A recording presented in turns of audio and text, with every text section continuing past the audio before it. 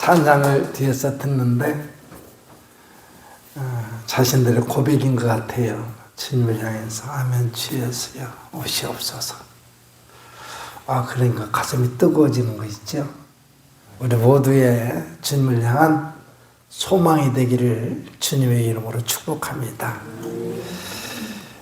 오늘 이 아침에는 누가복음 3장 1절부터 6절까지는 말씀을 붙잡고 그 주님 오실 길, 주의 길을 평탄케 하라 하는 제목으로 말씀을 상고하고자 합니다.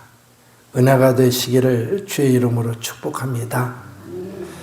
주의 길을 평탄케 하라. 주의 길이 있다는 것이고 그 주의 길이 평탄케 하라 하는 말씀이 오늘 사는 크리스찬 곧 우리들에게 하신 말씀이라면 그 주의 길이 우리를 향한 길이다 짐작할 수 있을 것입니다. 그리고 우리를 향한 길이 주님이 우리 아무데로나가 아니라 일정한 통로가 있다, 이 정도는 짐작이 되는 표현인 것 같아요. 이 표현을 붙잡게 된 배경은 4절부터 5절까지에 있는 이사야서의 말씀, 기록된 말씀에 따라서 주의 길을 준비하라, 그의 오실 길을 곧게 하라. 그리고 그 다음에 5절에 모든 골짜기가 메워지고 모든 산과 작은 산이 낮아지고 굽은 것이 곧아지고 험한 길이 평탄해질 것이요 할 때에 이 두 절을 합쳐서 마치 꼭 한 문장으로 만들 수 있다면 이렇게 만들 수 있겠다 싶어서 주의 길을 평탄케 하라 이렇게 잡았습니다. 오늘 말씀을 볼 것 같으면 시대적인 배경을 먼저 쭉 얘기를 해요. 이 시대적인 얘기들이야 누가 통치하고 분봉왕으로 있었고 이런 것은 그냥 잠시 이 당시 상황을 이해하는 데 자료 정도로만 받아들이고 곧 하나님의 백성들 된 이스라엘 백성들이 정복당해서 피지배 백성으로서 고난의 삶을 살고 있었던 현실이다. 뭐 이렇게 이해하는 정도로만 넘어가도 될 듯한 표현이고요. 본격적인 내용은 그런 가운데서 하나님의 말씀이 주어졌다는 사실입니다. 하나님의 말씀은 시대를 뛰어넘어서 환경과 상관없이 언제든지 어느 때든지 어떤 곳에서든지 그 백성을 향해서 사랑을 품은 하나님의 의지에 따라서 선포되더라고요. 오늘 우리 청산교회 믿음의 가족들을 향한 하나님의 말씀이 되기를 주의 이름으로 축복합니다. 그래서 보게 될 때에 이미 처음 나오는 말씀, 전혀 생소한 얘기가 아니라 예전에 이사야서에 있었던 말씀이 다시금 선포하도록 하나님이 허락하신 것을 보게 되는데 그 내용이 광야에 외치는 자의 소리가 있어 이르되 하면서 이 말을 하는 것입니다. 너희는 주의 길을 준비하라. 그의 오실 길을 곧게 하라. 하면서 이어지는 쭉 내용이 되는 것이죠.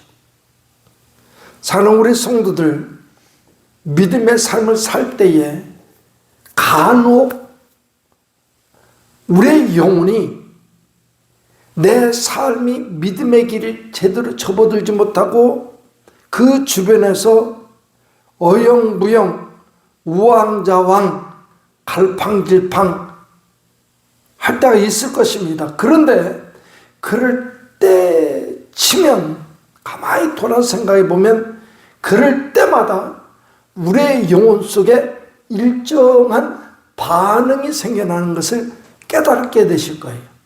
저만 그런지는 모르겠습니다. 다는 아니죠. 다 모르니까. 근데 저 같은 경우는 그런 당시를 거슬러 올라가서 생각해 봤더니 일정한 방향으로 내 반응이 나타나고 있더라는 것입니다. 그건 뭐냐? 이런저런 다양한 환경 속에서 정작 내가 선택하고 내가 결정하고 내가 주춤거리고 내 인생 내가 움직여가는데도 불구하고 그래서 내가 주춤거리면서 하나님의 은혜 보좌 앞에 나가지 못하고 있음에도 불구하고 정작 내 입술의 언어, 내 생각 이런 것은 방향을 다른 데로 돌려서 핑계를 대더란 말이죠. 저는 그러더라고요. 저는. 그 생각이 딱 떠오르는 순간 두려움이 앞섭니다. 아차, 진짜 하나님의 보좌 앞에 나아가기 위해서 필요한 것이 있다면 나의 죄악스러운 모습을 적나라하게 하나님 앞에 다 털어놓고 내가 하나님을 의지하지 못하고 하나님을 신뢰하지 못하고 하나님을 소망하지 못하고 하나님 없이는 못 살겠다는 태도를 내가 갖지 못하게 된 나의 연약함, 부족함 이것을 다 끄집어 내놓고 하나님 앞에 하나님 나는 이것밖에 안 됩니다. 도우시옵소서 해야 되는데 그렇지 못했더라고 하는 사실입니다. 지금 환경을 얘기하다 보니까 이 생각이 떠오르는 거예요. 지금 말씀의 배경 속에 들어가 보면 세례 요한이 활동을 하던 시기였습니다. 세례 요한이 활동했다고 하는 것은 그가 요단강에서 세례를 베풀던 그런 시기였다고 하는 사실이죠. 3절 말씀을 봤더니 요한이 요단강 부근 각처에 와서 죄 사함을 받게 하는 회개의 세례를 전파하니. 예, 그러니까 세례 요한이 사역이 시작된 이후더라는 얘기죠. 시기적으로 보다 보면 이어진 말씀에 의해서 보면 그의 사역의 핵심 내용이 뭐냐? 그건 곧 오시는 주의 길을 곧게 하고 준비하고 곧게 하라 하는 이 선포였습니다. 주님이 오시는데 주의 오실 길을 준비해라, 곧게 하라 하는 이 말씀의 선포였던 것이죠. 여기 곧게 하라 하는 말을 좀 풀어서 이해하고자 할 때에 5절 말씀에 곧바로 설명이 이어지고 있는 것을 봅니다. 모든 골짜기가 메워지고 높은 산과 작은 산이 낮아지고 굽은 것이 곧아지고 험한 길이 평탄해질 것이다, 이 얘기입니다. 근데 왜 이런 말씀을 여기서 하고 있느냐? 세례 요한의 사역의 핵심이 이것인데 왜 이것이 사역의 중심이 되느냐 할 때에 이렇게 될 때에 비로소 6절 말씀으로 봤더니 모든 육체가 하나님의 구원하심을 보리라. 하나님이 오신다는 거예요. 왜? 모든 육체를 구원하시려고.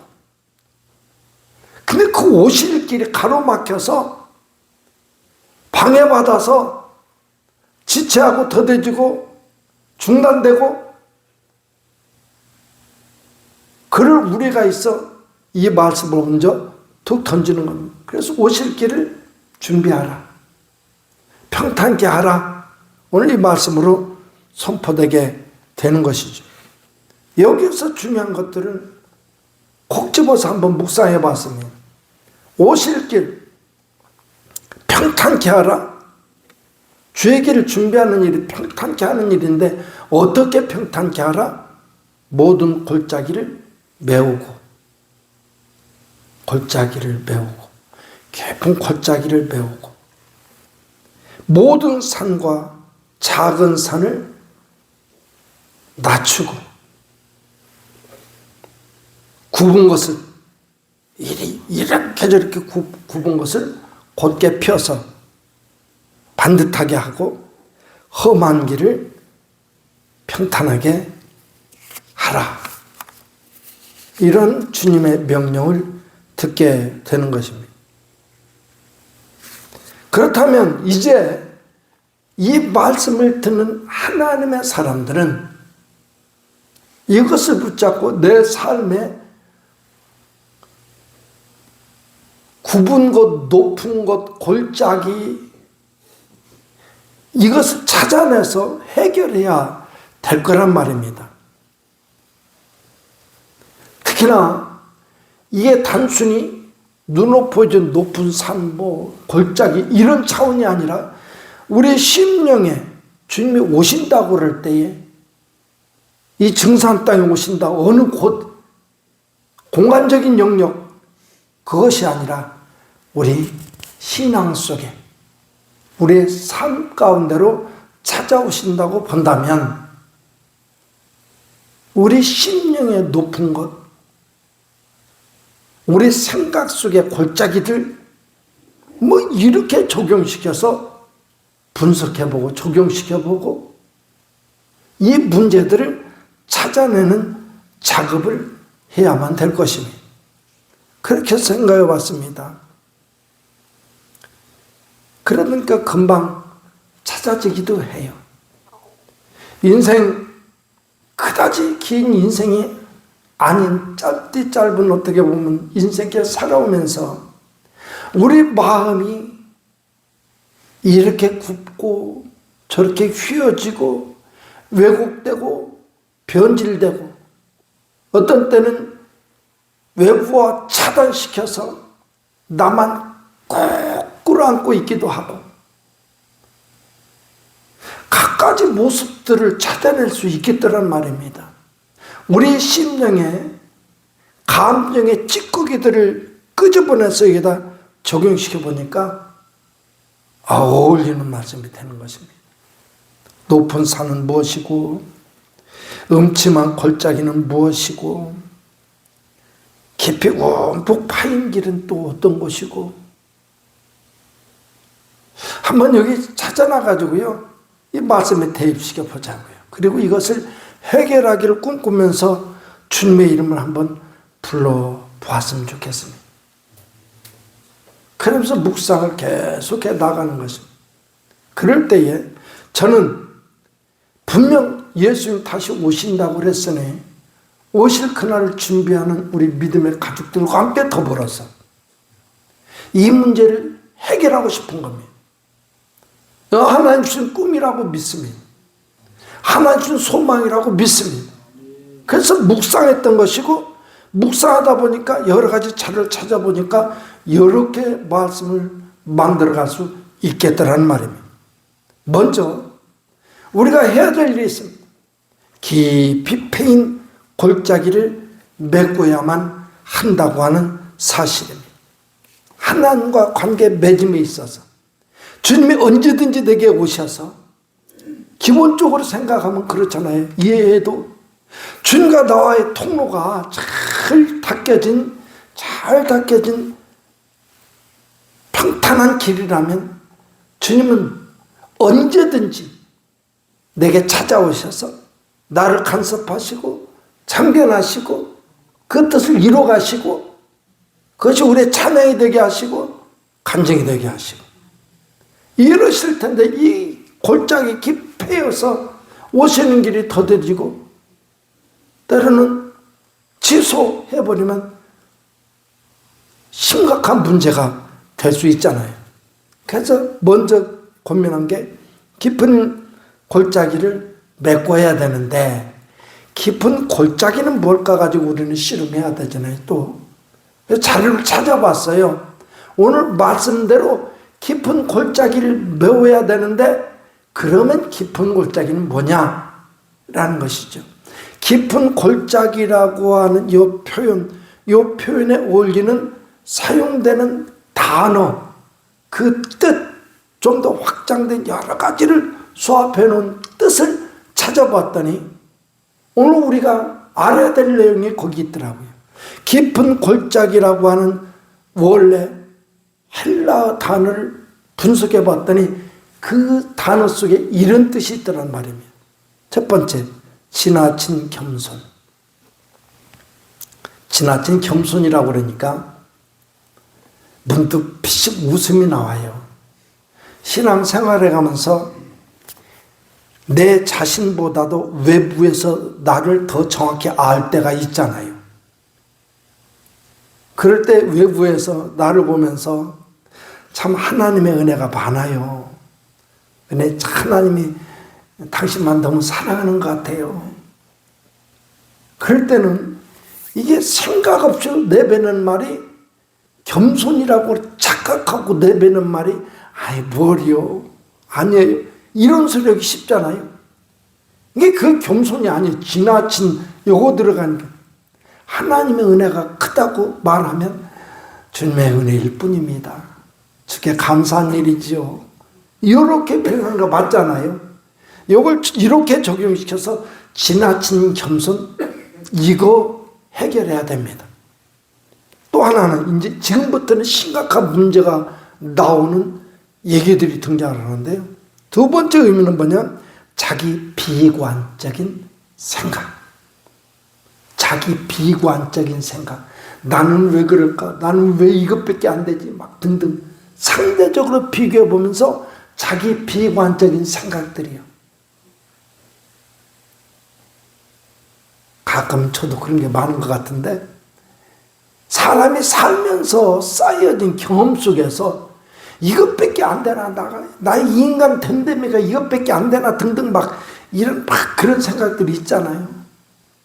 이거 싹 지워버려야 돼요. 그래야 주님 오실 길이 평탄한 길이 됩니다. 연약해도 부족해도 건강해도 병들었어도 내 삶에 문제가 생겼어도 나를 너무 학대하는 듯한 비관적인 생각은요, 주님 오신 길, 주님 만나는 일에 방해거리가 되더라고요.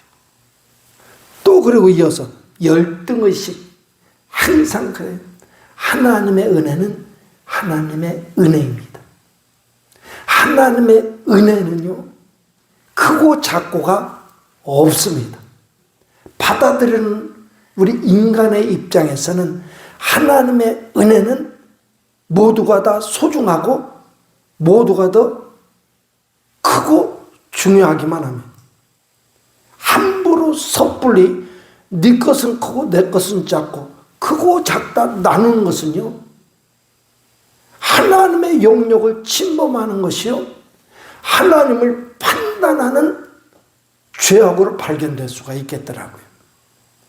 누구 것은 화려하고 내 것은 보잘것없고 이 비교가 있기에 열등의식이 생겨나는 것입니다. 사랑하는 우리 믿음의 가족들, 우리 눈은 하나님께만 고정되어 있읍시다. 우리의 생각은 오직 주님만 바라봅시다. 그러면 내게 주어진 은혜가 가장 보배롭고 소중하고 감사할 뿐이고 그 하나님의 은혜만 자랑하게 될 겁니다. 비교하면서 열등의식에 사로잡으면 하나님이 오실 수 없다는 얘기거든요. 심각한 문제가 되는 것이죠. 그 다음에는 뭐냐? 상처, 마음의 상처.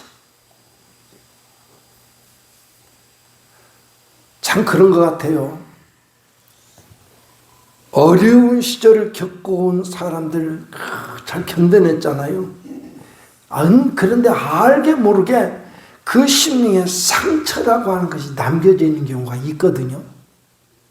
그리고 그 상처는 있잖아요, 그 인생에 아주 결정적인 중요한 순간에 쓴 뿌리로 작용해서 인생을 뭔가 한 단계 업그레이드 시켜가는 데에 방해거리가 되더라고요.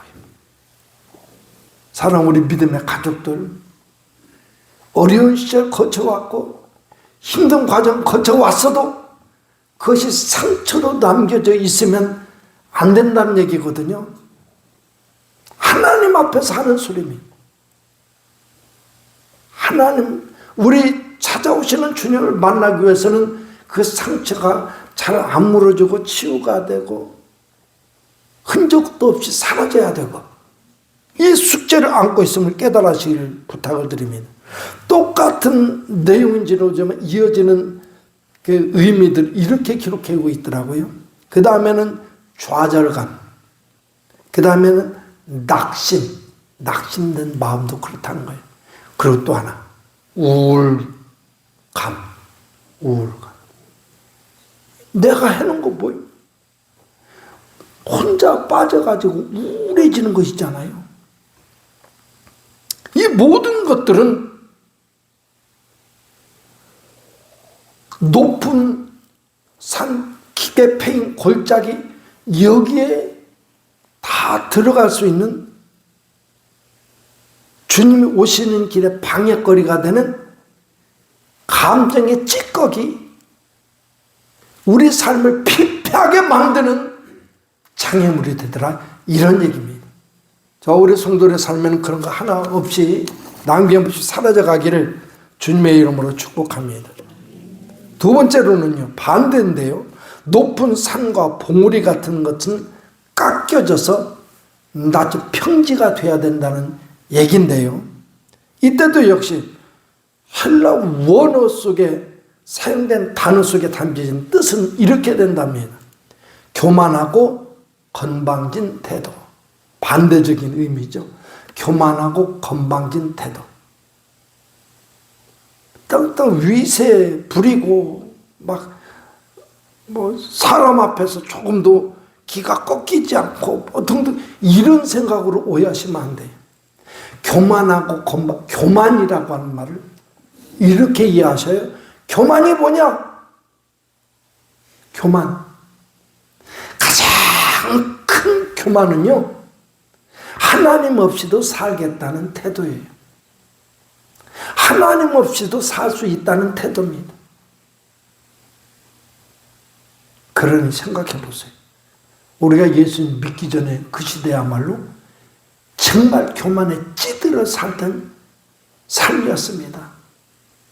그리고 그 교만은 패망의 선봉이라고 그랬으니 죽어봤다는 게 나였죠.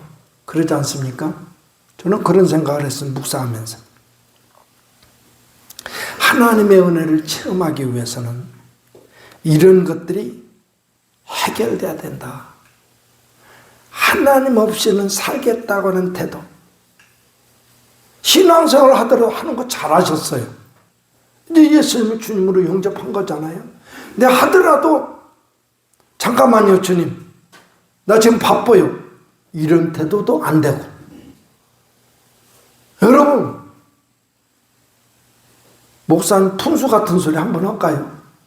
예전에 제자훈련 세미나 갔더니요, 사랑의 교육하는 목사님 계실 텐데 거기서 캐치프레이즈로 내세우는 것이 있어요. 제자훈련 받는 동안에는, 교회에서 제자훈련 할 때 그런 소리를 해요.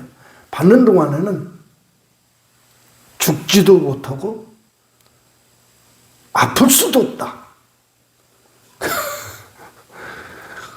이게 내 맘대로 되는 거 아니잖아요. 그런데도 그 소리를 하는 거예요. 얼마나 멋있던지요. 우리 성도들 하나님의 은혜 가운데요, 이거 하나 기억하셔야 돼요. 우리가 바라보는 하나님 나라, 이 세상 역사가 끝장나버리고 새하늘과 새 땅이 이루어질 그곳에서는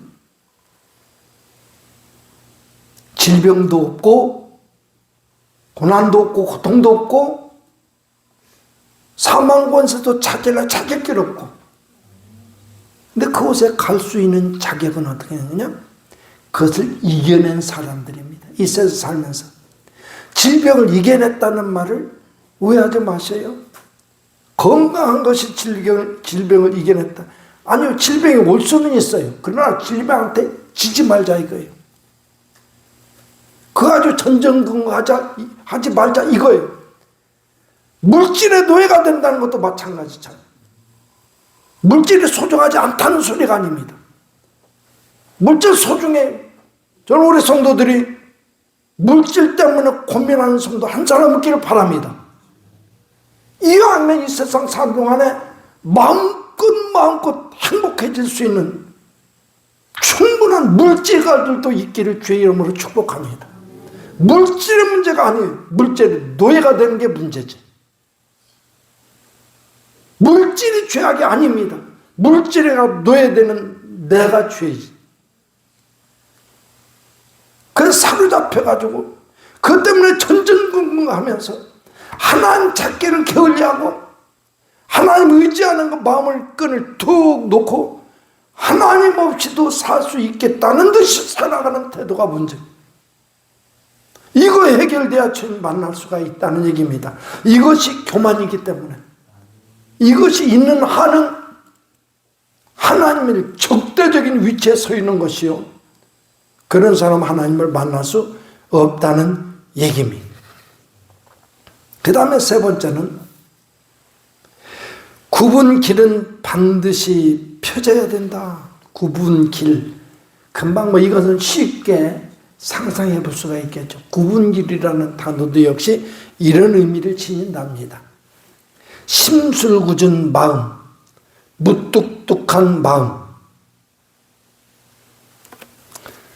오늘 아침에 설교 이제 예배 준비하면서 사모가 먼저 나오면서 목사님 오늘은 이거 하지 마요 그러더라고요. 그런데 여러분, 사람이 사람끼리 살면서 사랑 고백도 하고 부부간에 사랑 고백도 하고, 할렐루야, 형제간에 사랑 고백도 하고, 아니 믿음의 형제끼리 사랑하지 않으면 그게 무슨 교회입니까? 저는 그렇게 생각해요. 무뚝뚝한 것도 여기에 해당한대요. 심각한 문제죠. 너무 무뚝뚝하지 않기를 부탁을 드립니다. 그 다음에 부정적인 마음, 안 된다, 뭐 된다, 이런 마음들이요. 저 사람 나를 싫어해, 나를 인정 안 해, 나는 빼놓고 나를 무시해, 이런 것들 있잖아요. 똑같은 내용일 수는 있는데 그 다음에 뭐냐면 삐뚤어진 마음 등 이런 것을 의미를 담고 있대요. 이것이 사라져야 된다는 거예요. 주님 만나려면 그러면 금방 떠오르는 인물들이 있을 거예요. 성경 속에서 딸을 고치려고 나와서 개도 주인의 상에서 떨어진 부서리를 먹는다, 이 여인도 생각날 것이고, 그 백부장 하인 문제 가지고 찾았던 백부장의 그 고백도 생각나기도 하고요. 이런 문제들이 해결받아야만이 주님 오실 길이 평탄한 길이요, 언제든지 찾아올 수 있는 길이요, 언제든지 오셔서 내 문제 해결해 주실 수 있는 은혜의 통로가 될 수 있음을 깨달아 하실 수 있는 저 우리 믿음의 가족들 다 되시기를 주의 이름으로 축복합니다. 의심이 내 속에 많은 한은 절대로 하나님을 인정할 수가 없습니다. 삶에 좋은 일이 있어서 그래도 우리 성도들 속에서 가끔 반가운 소리를 많이 들어요. 내 연약한 것, 그나마도 이 정도인 것은 하나님의 은혜지요, 이런 표현들이요. 몸이 아픈 것도 뜻하지 않은 사고 있을 때도 그나마 하나님의 은혜입니다, 돌보셔서 이 정도지요, 이런 소리를 많이 듣게 돼요. 믿음이 있어서 그렇습니다. 이런 마음들이 더 펴지고 확장되어 가지고 모든 영역에서 마음껏 하나님을 고백할 수 있다면 그 고백하는 언어들의 신앙들이 현실이 되는 것을 볼 수 있을 것입니다. 그런 우리 성도들 되기를 주의 이름으로 축복합니다. 하나님의 진리의 말씀들은 고백을 통해서 이루어지는 경우도 많이 있는 것을 보게 됩니다. 수많은 하나님의 사람들이 있기에, 우리 성도들이 있기에, 더 다른 분들도 하면 하셔야지, 우리 성도들이 있기에 이 어두운 시대에 아직도 이 세상이 멸망당하지 않고 존재할 수 있음. 그걸 말한다면 문제가 되겠습니까? 아니요. 하나님의 사람들의 몸부림치는 기도가 있기에 그래도 세상이 아무리 부패되고 썩어져가고 하나님 손을 높이 지켜들었다가도 슬그머니 내리고 이런 일이 생겨나는 것이요. 그것 때문에 여기까지 온 줄로 믿으시길 바랍니다. 하나님 아버지, 의인 50명이 있으면 어찌하시렵니까? 내가 그 의인 50명을 인해서 내가 멸망시키지 않겠다. 하나님 5명 모자라면 어떻게 하실래요? 하나님 이번 한 번만 말하게 해주세요. 40명 있으면, 30명 있으면, 20명 있으면, 10명 있으면요. 우리 성도들 기도 아닙니까? 이 증산 땅을 위해서 기도하시는 우리 성도들의 기도 아니에요? 않는가 보네. 기도 않는가 보네. 그 기도가요, 알게 모르게 하나님을 움직여서 아직도 기회가 주어진 것이요. 아직도 우리 교회를 바라보는 이들이 주변에 있을 것이요. 우리 성도를 바라보면서 증산감리교에 또 올릴 수도 있고요. 그것이 구원의 통로가 될지 누가 어떻게 합니까? 언젠가는 주님 찾아 나오는 통로가 될 것입니다. 이렇게 우리 삶에는요, 다양한 통로들이, 길이 열면 열수록 믿음의 대로가 되어서 하나님과의 관계 맺는 일들이 수도 없이 발생하고 그것이 아름다운 고백이 되고 찬양이 되는 것을 보게 됩니다. 사랑하는 믿음의 가족들, 그래서 원합니다. 이제는 우리의 믿음의 폭을 넓히고 지금 말씀드린 여러 가지 장애물들, 불순물들을 다 제거시켜서 주님 오실 길을 평탄하게 만들어 언제든지 찾아오셔서 참견하시고 간섭하시고 그 사랑을 쏟아부어 주시고 은혜를 부어주시고 그래서 문제 있으면 해결해 주시고 병든 자 고쳐주시고 상한 마음 위로해 주시고 치유해 주시고 날마다 은혜가 풍성해지는 역사를 만들어 주시는 하나님의 은혜의 주인공들이 되실 수 있기를 주의 이름으로 축복합니다. 기도하겠습니다.